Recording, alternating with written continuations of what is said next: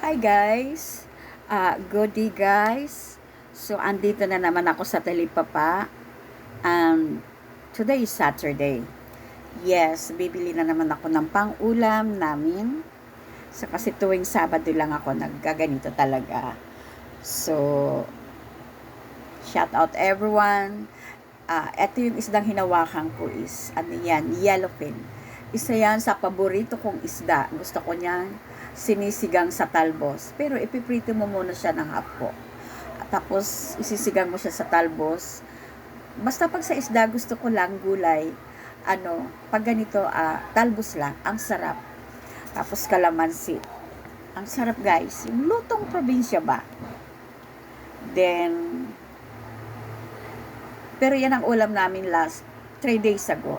So ngayon, bumili ako ng lapu-lapo. Isa para kay Senior Robin kasi talagang sa lahat ng isda ito yung gusto niya. Natsimpuhan ko, meron yung suki ko, so kumuha ko ng isa. Yung tama lang. And then, hindi ako kumuha ng galunggong kasi ayoko ng klase ng galunggong niyan. Yung pula ang buntot ayoko. Gusto ko yung lalaki. Mas masarap ang lalaking galunggong. Mind you guys, totoo yun. Then, ang sariwa ng hipon niya, kaya lang hindi ako pwede maghipon. So, kasi nakaano na kung ano yung lulutuin ko today. So, ang binili ko lang na isda dyan is lapu-lapo. And then, syempre, bibidyohan ko kasi yun lang yung tawad ko sa kanya, yung pagbibidyo ko. Dapat kahapon ko to in-upload. Kahapon ba? Anong Monday dapat? So, hindi ko natapos. Kasi ang dami kong ginawa. Ayan, dalagang bukid na lapad. So, itutur ko kayo sa paninda ng suki ko. Hindi ako kumakain yan. So, hindi ako bumibili niyan. Yung dalagang bukid. Aywan ko ha, hindi ko. Pero malaman yan. Yung lapo-lapo yun ang binili ko. So, ayan, alumahan. Gusto ko yan. Yan, sariwa ang lapo-lapo niya. At tingnan mo, oh. Diba? Sariwa talaga. Ang sarap, guys. Matamis-tamis. Mas gusto ko siya. Aywan ko kung parang parehas lang. Yung pula at saka yung itim na lapo-lapo. Ay, brown ba yun? Yung may dot-dot. So, maganda ang mga isda niya ngayon. Parang nagsawa na ako sa pampano. Char. Yun. Pero gusto ko din, guys, yung alumahan. Ang mas gusto ko lang sa alumahan dyan is kabichi at saka daing. Or paksiw pwede. Yung katabi ng dalagang bukid, alumahan yan. Yan, dalagang bukid. Yan, alam nyo na kung ano yan. Ano ba sa amin waray yung hipon? Pasayan. Pasayan. Oh, waray ako ito ngayon pumalit na pasayan kay Nadiri Manhira. Yung dalagang bukid, di ako ito napalit. Ang katabi ng dalagang bukid is alumahan. Inulam din. Masarap din yan na prito is kabichi or paksiw. Yan ang gusto ko dyan. Kasi malaman yan. Sarap ng laman yan, lalo na pagdaing. Merong akong kaibigan na galing ng Iloilo. Nang umuwi siya dito, namiss ko talaga. Siguro matagal na panahon na yun. Hindi ko makalimutan yung daing na alumahan. Ang sarap. Galing siya ng, Iloilo. Nasa Iloilo na siya ngayon nakatira. Kaya lang pag umuwi siya dito, nagbabakasyon, binibigyan ako noon yung alumahan. Ang sarap. Daing na yun, daing. Ang mahal ng alumahan ngayon, guys, mas mahal pa sa manok. Ang manok ngayon, mas mura, I guess, 180 or 200. Pag sa market ka, 180. Pag dito na sa Talipapa, 200 ang kilo. Pero guys, ang alumahan, 320 ang kilo.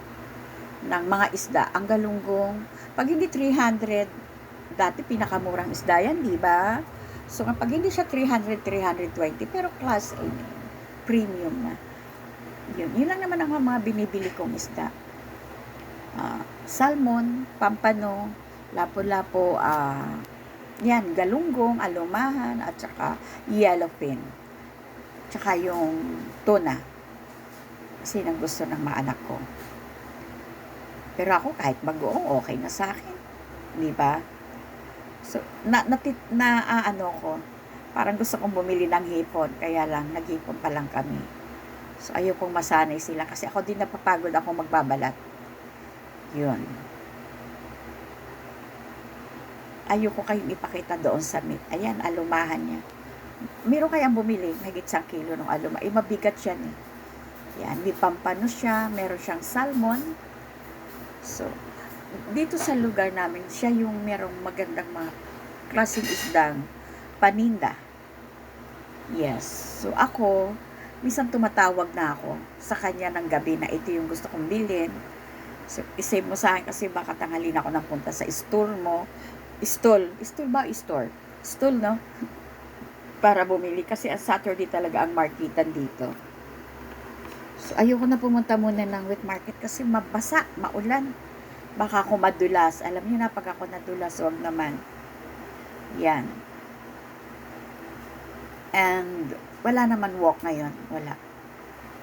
So, maglilinis ng bahay, maglalaba, mag-ayos ng halaman, magmamap ng floor, maglinis ng CR, magtutupi ng sampay, yun ang after magluto. Pero kailangan mo ko mag-nap kahit 30 minutes sa hapon. Hindi ko alam guys, pero yung tilapia at saka tamban at saka dalagang bukid talaga ako makain. Yes, kaya hindi may makikita sa table namin. At saka yung mga isdang tabang ayoko. So pati mga anak ko nadadamay. Hindi sila nakakain. Pero guys, kumakain ako ng tuyo. Yung maliliit, yung tawilis. Masarap yun, yung tawilis. Sarap na sarap. Sariwa yung ano niya, dalagang bukid. Marami din may gusto. Siguro, ano lang talaga. Nasa iyo lang naman kung anong gusto mong kainin. Basta yun lang ang kinakain kong isda. Yung binibili ko. At yun yung pinapakain ko sa kanila. Tama nga ako kay Sisilab. Sisilab. Yung magbi-meet up kami, Marites Sisilab. Sabi niya, dalawa lang kinakain kong isda. Nakalimutan ko yung isa kung ano yun. Gusto niya talaga ng tilapia na gagataan. Pero one day, Sisilab, igagawa kita. Kaya lang, hindi ko kasi matitikman. Hindi niya alam na hindi ko makain ng tilapia. Eh, yun lang yung advice sa kanyang isda na pwede niyang kainin. Nakalimutan ko yung isa. Ano ba yung isa? Gusto niya kumain. Siguro takaw na takaw siya sa tilapia. Iluto ko nga, kawawa naman. Yung tilapia na. Ako kasi, pinafry ko yan, yung tilapia. Then, di ko alam kung pwede. Ipa-fry ko, bisa ako siya gagataan. Double murder. Yes, gusto niya. One day. Ang layo niya kasi, nasa dulo siya. Sabi niya, iluto mo ako Sisilab. Kasi hindi siya nagluluto eh. Tapos, siya na daw magbabayad ng Grab. So, one day, siguro pag hindi na ako busy, baka by November, mailuto ko siya. Minsan lang yan umungot eh. Lambing pala. Sabi ko nga Kibo, or Isisalis, ba't siya hindi magluto? Eh, akong gusto niyang papaglutuin. Pero, lulutuan ko siya one day Sisilab. Lulutuan kita ng tilapia. Namigata. Hindi ko lang talaga maano yun. Siguro palilinis ko na doon. Ganon. Kawawa naman. Nagkikraving ng ginataan na tilapia. Eh, meron naman na siya. Yan. Ayan, bumili ako ng suman dyan, guys. Alam mo ba, nabudol ako niyan. Tuwang-tuwa ako dyan. Pag umaga, gusto ko yan sa kape. Nang inuwi ko sa bahay, 4 na piraso eh. Diyos ko, hindi siya hindi siya malagkit. Kanin lang siya na binalot sa dahon. Eh, siyempre ako, sanay din siya na ako lumaki sa suman eh. Ang ginawa ko, binigay. Pero yung isa, kinain ko pa din kasi baka nagkamali lang ako ng panlasa. Talagang hindi siya, kanin siya na binalot. Kasi ang malagkit, pag kinagat mo yan, hindi yan nabubuhaghag. Malagkit yun, idikit. Tsaka may lasa. Yun wala talaga, totaling kanin siya na binalot. Pag kinagat mo, nalalaglag yung mga piraso. Butil ng kanin. Kinagat ko, nalalaglag yung butil, no? Yung isang pirasong kanin, butil ang tawag. Yun. So, binigay ko kay Helen. Sabi ko, pero pinakuluan ko, niluto ko nga uli kasi malamig na. Binili ko while nandun ako sa Talipapa. Nakalimutan ko nga yun, hinatid na lang sa bahay ko. Ngayon nilagay ko muna sa ref, saka ko pinakuluan ulit. Di mainit pa. Kinain ko. Siyempre pag mainit siya, malamig siya. Alam niyo naman, yun, pag kumain tayo ng suman, ganun ang face mo. Wala. Sabi ko nga, pag sinipag ako, gagawa ko ng suman. Eh, meron naman nagsuman dyan. Wala naman nakarating sa akin. Tapos doon sa isa kong Sisilab, santang ba? Isa lang naman siyang kakain. Merong pagdaing na, mga daing pa ako nakita. Magkano sa kalamansi? Sarap na sarap ako. Ang dami yung suman. 35 to 1 4. Wala. Talagang wala Ikaw na na lahat. trading ako. Ang reason kasi, malayo ako. Alis sila. May discount ang senior Sa ah. ano lang daw, sa Grab, talo na. Yan ang beneficiary Masarap pa din kasi yung ano, yung bigay. Oo. Ang kinakount Pero sa ganito. pool nung nagbigay. Kain ka ng Jollibee. Wala, hindi nakaratapos. Kumakain ka ng Hindi ko alam plano, yun. 20%. Yung isa, premier, nakita. Pati sa parking. Gusto kong sumugod. Char. Yes, talaga. Sarap kasi ng soup. Ang pangit ng kamatis. Hindi, sa Sabado. Kasi Sabado Pangit nagtitinda ng yun kamatis. sa akin. Pangit ng Kanin. balat. Hindi naman yun naaminin. Pero kanin talaga siya. Hindi ako pagkakita sa panlasa. Ha? Kanin yung nabili. Kanin na binalot sa dahon. Kaya, tapos ako doon sa isda, bibili na ako ng pamplikado.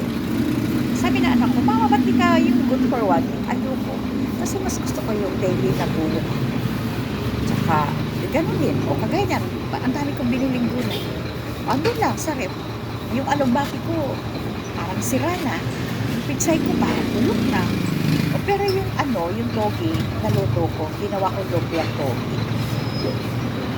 Yun lang. So, ano pa ngayon yung gulay? Ayan, bumili ako niyan yung alugbati tsaka pitsay. Kasi ilalagay ko nga sa ano. Ang lulutuin ko pala, sinigang na baboy. Yung alin? Aluto na yun. Kuha ko ng kangkong, tsaka sitaw, tsaka talong. Kuha ko ng pitsay para sa noodles. At mahal na ng dati 5 piso lang yung kangkong. Kundi nga bumaba na yung Ako. dati naging 10 ulit balik sa dati. Dalawa lang din. Dalawa ang kinuha kong kangkong. Ang lagi niyo sa pitsay. Bago yung Ricardo ko, umabot ng 600. Kasi lahat na ito kompleto.